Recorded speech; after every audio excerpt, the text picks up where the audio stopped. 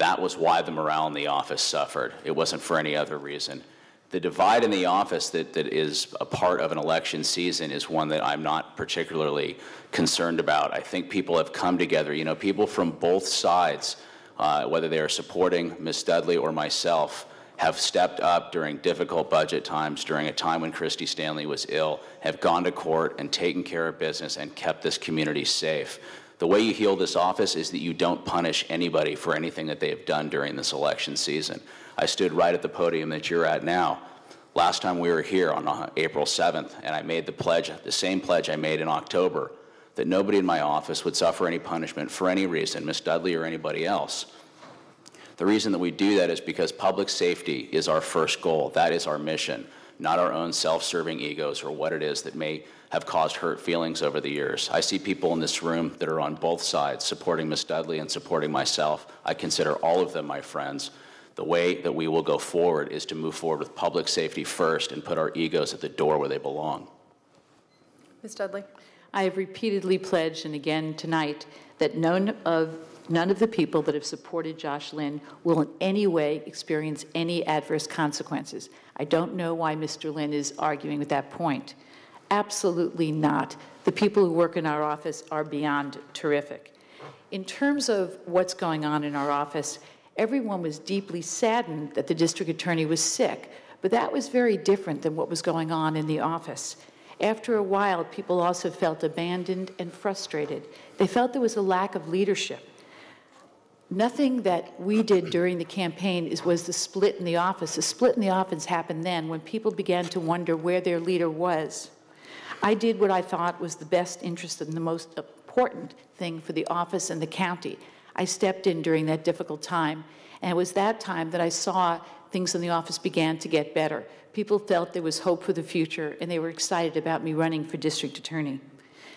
It was a very difficult decision to make in terms of running for district attorney because it is a difficult office, but I felt that's what I most wanted to do for the people in my office, but more importantly for all of you.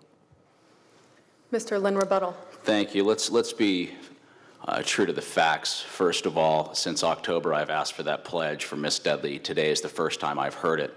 Last week, and it's on camera, there's no mystery to this.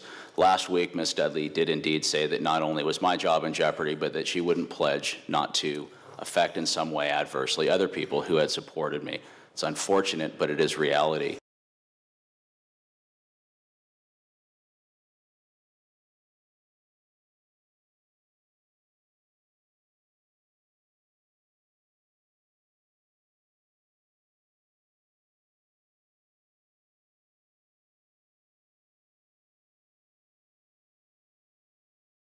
Between that first debate and now, many people have come to me upset about what it is that is going to happen in this office if Ms. Dudley wins this election with respect to them. I'm glad to hear it now, but let's keep the facts straight.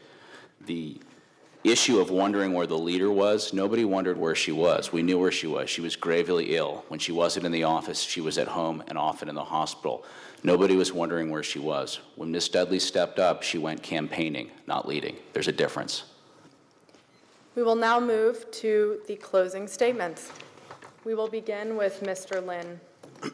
Thank you. Thank you all very much again for coming. You know, this is one of those situations where there should be no personal issues between Ms. Dudley and myself, and sometimes these things come up in a way that are difficult for the office. I want the office to understand how important that our work is to me. Again, I grew up in Santa Barbara. There is nobody more motivated to deal with our public safety mission in a way that is just, in a way that is fair and ethical than I am. As the chief trial deputy, as the acting district attorney, as a longtime gang prosecutor, as the head of the domestic violence unit, I've gained the necessary experience all the way from graffiti to capital murder, from the budget to staffing. All of those things that have caused Tom Sneddon and Christy Stanley and everybody who's run this office for 28 years, the people that really know what it takes to do the job, to endorse me. I think that they like me. I'm sure there's a personal component to it. I think, frankly, it has more to do with my professional ability and where the people that have dedicated their lives to the office see this office going in the future. I've been told during these things I'm supposed to smile a lot more, and it's hard for me. I'm very serious about what we do there. I really believe in what the district attorney does. My daughter's 11, as I said. My son is 8. They're going to school here, and the idea that they grow up in the same Santa Barbara I do is the reason that I'm sitting in front of you, the reason that I'm willing to run for office, something that I certainly didn't ever intend that I would do. I pledge to you, as your district attorney, to be honest, to be fair, to be ethical, to be hard-hitting when necessary, and merciful when able. As a Santa Barbara native, I intend to keep Santa Barbara the way it was when I was delivering pizza here when I was 16. It's changed a little bit. We have an opportunity to bring it back. I need your help to do that. I really think that the fact that you're sitting here and taking time out of your evening to come and watch this is a terrific sign of where Santa Barbara is headed. We obviously have a lot of people that care, irrespective of what side you may or may not be on. Thank you very, very much. Josh was wrong about a few things tonight. I have never said that anybody's job in the district attorney's office was in jeopardy because of their political persuasion, because of their actions during this election. What I did say last week was I responded to the question about him, and I said I was very disappointed that he put a child's name on the internet and exposed this child as a victim of sexual child abuse for his own political gain. I was only talking about him. He's also wrong when he talks about misconduct, that he's the only person at this table who's been accused of misconduct. I have been accused of misconduct once, and that was 15 years ago, so let's put that to rest right now. It was in 1995. It was a case of People versus Inda. The jury came back guilty as charged. The child felt vindicated. The case was over. The judge overturned that verdict. Josh Lynn mentioned 2 people today who were supporters of him. Let me tell you what they thought about the judge, Judge McMahon, overturning that order. Eric Hansen referred to him as he chalked up the Inda case to an overreaction by a rather eccentric judge. Tom Snedden said, "I won't mince words with you. In my opinion, the judge's ruling reflects a personal vendetta against Joyce Dudley. It is unfair, unjustified, and an attempt to destroy her reputation and career." I was never found to have committed prosecutorial misconduct ever. There was a writing and a footnote in the Inda case that I shouldn't have told the jury to empathize with the victim. That's it, and now that's to rest. And he's granting it on this one, right? Yes, this is actually And who is his the first. prosecutor? The prosecutor is Joyce E. Dudley. Misconduct. Prosecutor what? Misconduct. Say that word again. Misconduct. And the date this is signed is what, July? 21st, 1995. Thank you.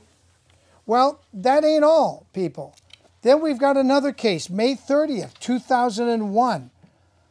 The People, plaintiff respondent. This is filed June 1st, 2001. And it's against Tovar Ruben Martinez, defendant appellate, B 141426, Santa Barbara.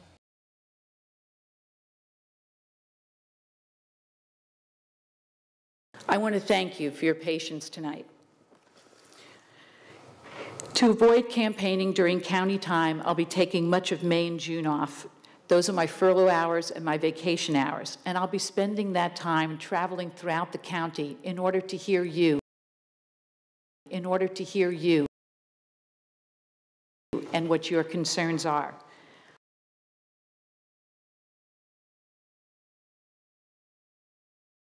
I will return to the office for critical hearings, and I, of course, will return whenever you need me. On June 8th, you're going to decide who will be your next district attorney. I hope you will carefully consider what characteristics you want that person to possess. I hope you will decide you want that person to be well-educated. You want them to have both a breadth and a depth of experience, and that you want to choose someone who's supported by the others who have an effect on public safety. Your supervisors, your sheriff, your mayor, your police officers, your firefighters. Those are the people that have endorsed me and not Josh.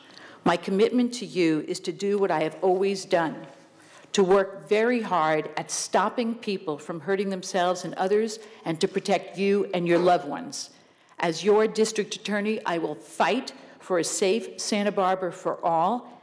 I will make our office as good as the people that I presently work with, and as great as each and every one of you deserve. And thank you again for coming here tonight. Thank you for coming. That concludes our forum. Please give the candidates a very loud round of applause.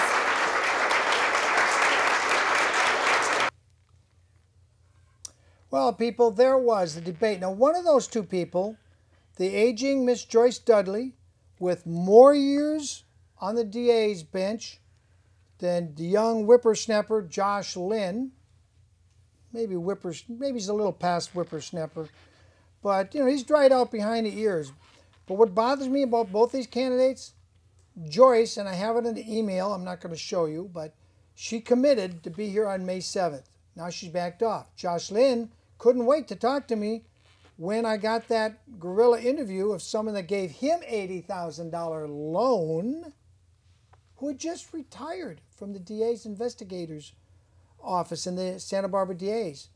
But now Mr. Lynn is too busy tonight grieving over the loss of our last prosecutor. And I'm sure he wants me to say that.